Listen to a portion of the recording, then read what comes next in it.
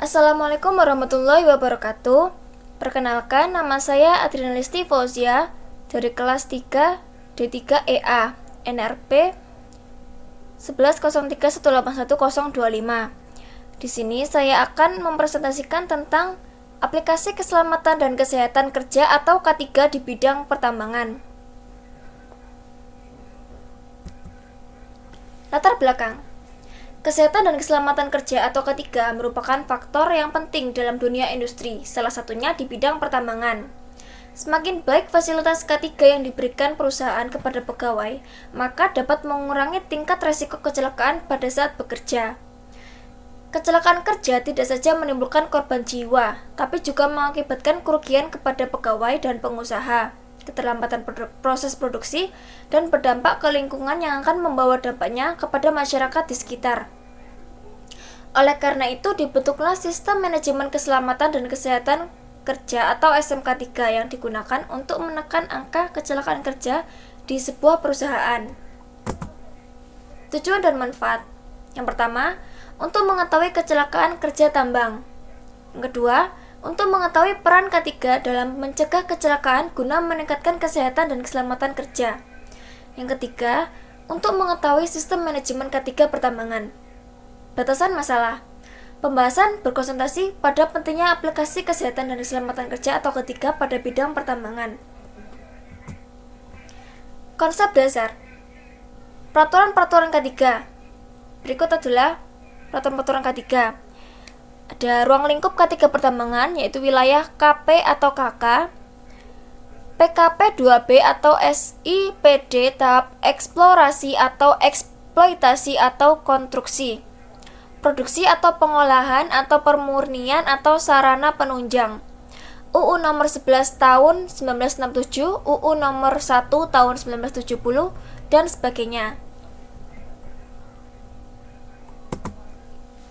Teori K3 pertambangan. Pengertian kesehatan dan keselamatan kerja atau K3.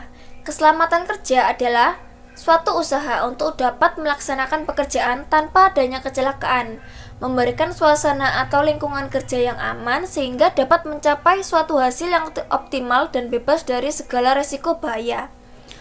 Kesehatan kerja adalah untuk melindungi pekerja dari segala hal yang dapat merugikan kesehatan akibat kerja. Kesehatan para karyawan harus diperhatikan. Untuk itu, maka perlu dilakukan pemeriksaan terhadap seluruh karyawan. Kecelakaan kerja tambang, yaitu kejadian yang tak terduga yang dapat terjadi kapan saja, di mana saja, dan dapat menimpa siapa saja, serta mengakibatkan kerugian terhadap manusia, material, produksi maupun alat.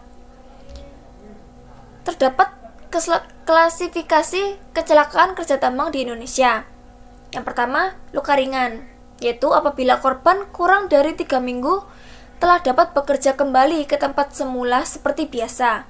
Yang kedua, luka berat, apabila korban lebih dari 3 minggu baru dapat bekerja kembali ke pekerjaan semula seperti biasa, atau retak, patah, dislokasi, cacat tetap, hilang bagian tubuh. Yang ketiga, mati, apabila korban meninggal dalam waktu 24 jam sesudah terjadi kecelakaan tersebut. Penyebab kecelakaan. Menurut teori H.W. Heinrich, terdapat beberapa penyebab kecelakaan, diantaranya tindakan tidak aman, seperti tidak mengenakan alat proteksi diri, tidak mengikuti prosedur kerja yang ditentukan, tidak mengikuti peraturan keselamatan kerja yang telah dibuat, dan lain-lain. Seperti pada grafik di samping,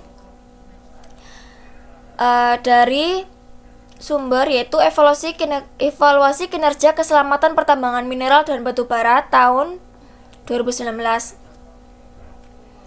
Di sini terlihat bahwa persentase tertinggi yaitu tidak mengikuti prosedur kerja.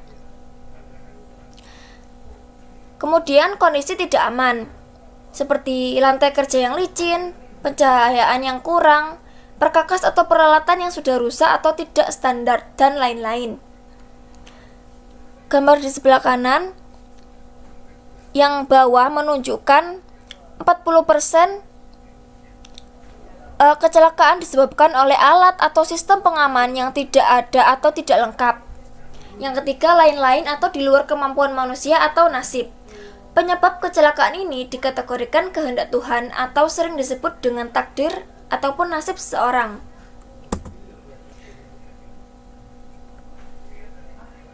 Setelah adanya kecelakaan, maka diperlukan tindakan setelah kecelakaan kerja, yaitu manajemen K3.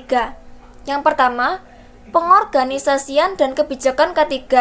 Yang kedua, membangun target dan sasaran. Yang ketiga, administrasi, dokumentasi, pelaporan. Yang keempat, SOP.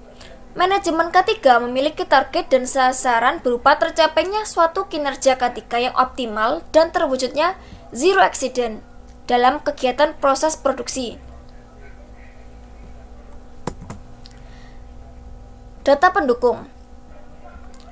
Di sini terlihat gambar peralatan safety tambang. Yang pertama ada safety helmet atau helm pengaman. Fungsi helm pengaman yang paling utama adalah untuk melindungi kepala dari jatuhan dan benturan benda secara langsung. Yang kedua, safety vest atau rompi reflektor. Rompi ini dilengkapi dengan iluminator, yaitu sebuah bahan yang dapat berpendar jika terkena cahaya. Bahan berpendar ini akan memudahkan dalam mengenali posisi pekerja ketika berada di kegelapan. Kemudian ada safety shoes atau sepatu pengaman. Bentuknya seperti sepatu biasa tetapi terbuat dari bahan kulit yang dilapisi metal dengan sol dari karet tebal dan kuat. Berfungsi untuk mencegah kecelakaan fatal yang menimpa kaki seperti tertimpa benda tajam atau benda berat, benda panas, cairan kimia, dan sebagainya. Kemudian ada safety goggles atau glasses atau kacamata pengaman. Berbeda dari kacamata pada umumnya, perbedaan terletak pada lensa atau kaca yang menutupi mata secara menyeluruh, termasuk bagian samping yang tidak terlindungi oleh kacamata biasa. Kemudian ada safety masker. Berfungsi sebagai penyaring udara yang dihirup saat bekerja di tempat yang kualitas udaranya buruk. Dan lain-lain. Di sini juga ada grafik kondisi kinerja keselamatan pertambangan minerba dari tahun 2012 hingga tahun 2019. Terlihat menurun angka kecelakaannya. Kemudian paling banyak terjadi yaitu kecelakaan berat. Lalu ada gambar contoh kecelakaan kerja yang menewaskan karyawan PT McMahon.